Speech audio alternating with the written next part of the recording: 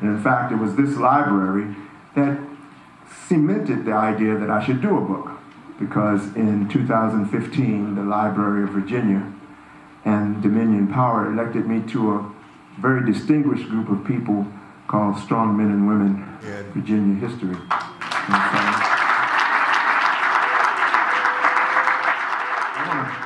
Take this opportunity just to talk about the title of the book, JUJU Jazz Funk and Oneness. JUJU Jazz Funk and Oneness. JUJU is a Nigerian music. JUJU for me, in the context of this title of the book, represents all things African. It represents the history of black music, beginning with Africa, all the way up to the turn of the 20th century, where it meshed with the blues and later begat what was the second word of the title, jazz. And for me, jazz is that swing, improvisational, high art music created by African Americans. But it represents, in my title, all of the music of the first half of the 20th century, which was guided by jazz.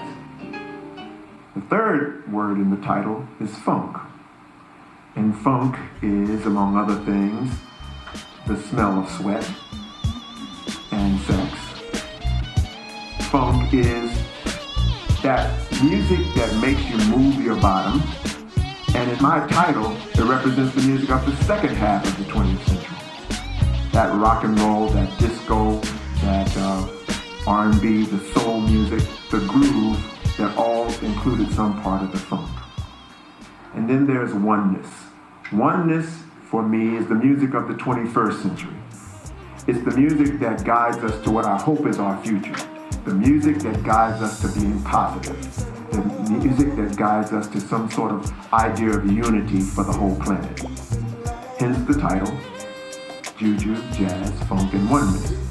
But those four words together also mean something else to me. They are my own personal history in relationship to this music.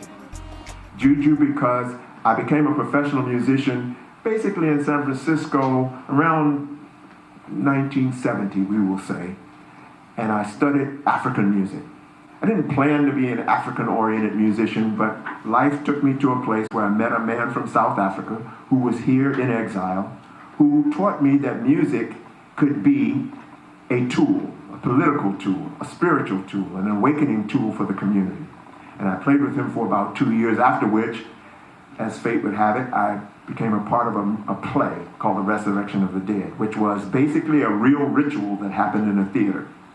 And after that, I created my own group called JUJU, where we continued this study of African music as an influential, political, cultural, educational asset.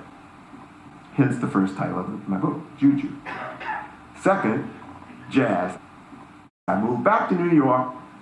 Here's where I found myself in the proximity of Ornette Coleman, Pharoah Sanders, Sam Rivers, and a whole host of other avant-garde, very advanced musicians.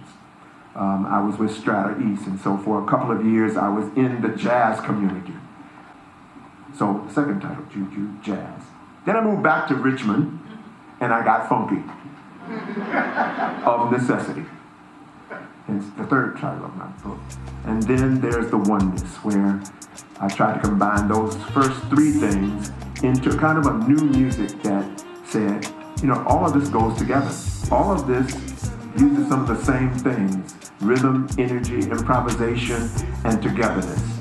And so for the last 40 years or so, I've been pursuing something called Plunky and Oneness, this idea that we could use this music to educate young people, bring communities together, foster some sort of political involvement, tell people that they could be whatever they want to be.